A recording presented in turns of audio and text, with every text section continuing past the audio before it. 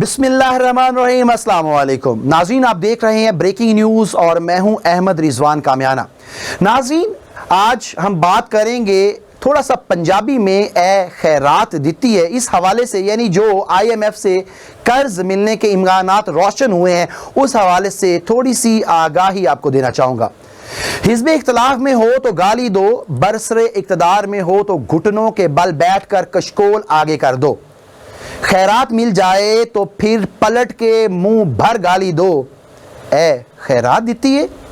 آئندہ جو تیرے ول آواں تے اپنے پیودا نہیں۔ کم از کم میں نے تو اپنے ہوش میں آئی ایم ایف اور امریکہ کے بارے میں ہر پاکستانی حکومت کو یہی کرتے دیکھا ہے۔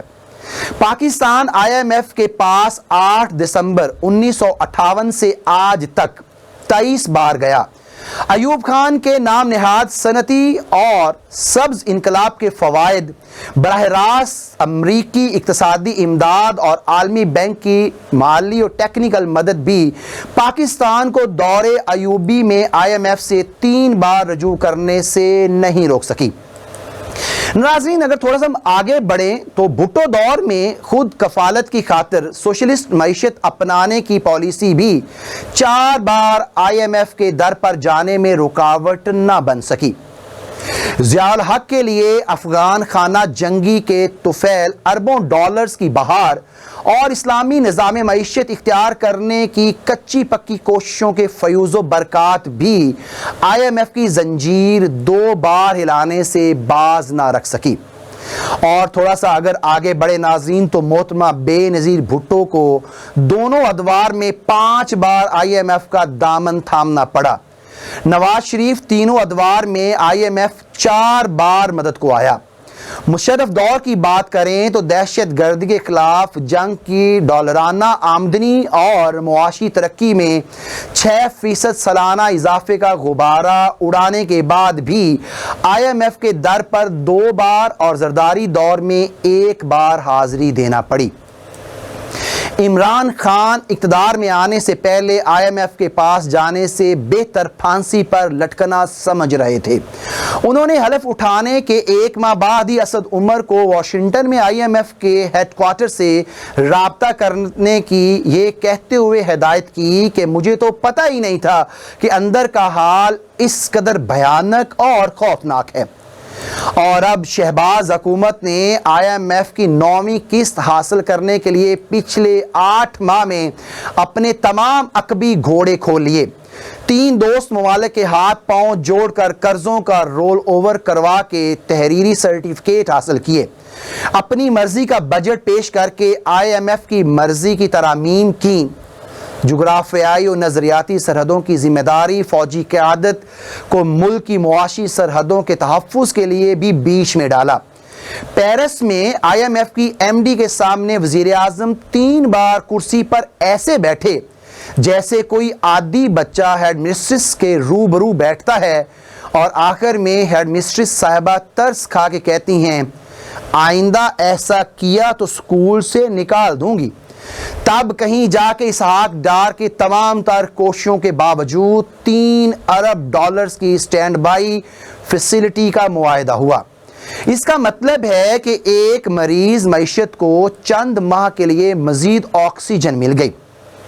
یہ بھی نوٹ کیا جانا چاہیے کہ جیسے ہی آئی ایم ایف کا انجیکشن لگتا ہے، مریض میں اتنی توانائی بھر جاتی ہے کہ پہلا جملہ ہی اس کے منہ سے نکلتا ہے، یہ آخری تھا، اب ہم نے آئی ایم ایف کا کشکول توڑ دیا ہے۔ پہلی بار یہ جملہ 1998 میں نواز شریف کے منہ سے اور آخری بار کل پرسوں ہی شہباز شریف کے منہ سے سنا۔ عملاً یہ کشکول پچھلے 68 برس میں 30 بار توڑا اور اتنی ہی بار جوڑا گیا۔ ہر بار بھرواں سگریٹ پینے کے بعد جسم کے اوسان تھوڑی دیر کے لیے بحال ہوتے ہیں اور اگلے دن پھر وہی راگ، بس آخری سگریٹ جوگے پیسے دے دیو۔ قرآن مجید دی قسم اے دے بعد جے منگن آیا تے تہاڈی جتی تے میرا سر۔ آئی ایم ایف، عالمی bank, Paris Asian development bank, international Islamic bank, CPEC اور انویسٹمنٹ بانڈز وغیرہ کے کل ملا کے اب تک 126 ارب ڈالر کے قرضے امریکہ سے $70 ارب کی مجموعی امداد اور جاپان و یورپی یونین سے قدرتی آفات کے لیے مدد سمیت کیا کچھ نہیں آیا، پھر بھی معیار زندگی کے لیے عالمی جدول میں پاکستان کا 132واں درجہ ہو، دنیا میں اسکول نہ جانے والے بچوں کی تعداد کے اعتبار سے پاکستان دوسرے نمبر پر ہو، مگر فوجی قوت کے اعتبار سے ٹاپ 10 میں شامل ہو، صرف ایک برس میں 2022 میں 8 لاکھ ہنرمند نوجوان روزگار کی تلاش میں قانونی طریقے سے ملک چھوڑ جائیں، آبادی میں اضافے کی شرح دنیا میں آج بھی سب سے زیادہ ہو، ریاستی ڈھانچہ جمہوریت و آمریت کا ملغوبہ ہو،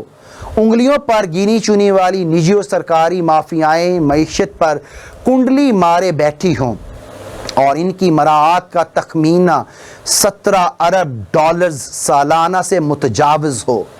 تب بھی IMF سے $1.25 ارب حاصل کرنے کے لیے پوری ریاست جھول جائے تو 75 برس میں سڑک چھاپ عوام نے آخر کیا پایا؟ وہ عوام جو آج بھی تن کے کپڑے اور 2 وقت کی روٹی پر سمجھوتے کو تیار ہیں، مگر آبادی میں کمی لانے پر تیار نہیں۔ اگر کسی سادہ لوگ کو اب بھی یقین ہے کہ جن کی سہولت کے لیے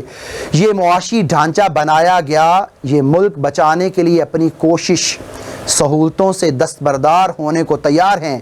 تو اس سادہ لوگ کو چاہیے کہ سینٹ کے چیئرمین صادق سنجرانی سے ملنے کے بعد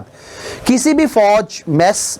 گولف کورس، بحریہ ٹاؤن، رائیونڈ پیلس اور کسی بھی زرداری ہاؤس کے سامنے سے گزر کر اپنا نتیجہ خود ہی اخذ کر لیں۔ ناظرین، اپنے آس پاس کا اور اپنا ڈھیر سارا خیال رکھیے گا۔ آپ سے انشاءاللہ اگلے ویلاگ میں دوبارہ ملاقات ہوگی، تب تک کے لیے مجھے دیجیے اجازت۔ اللہ حافظ۔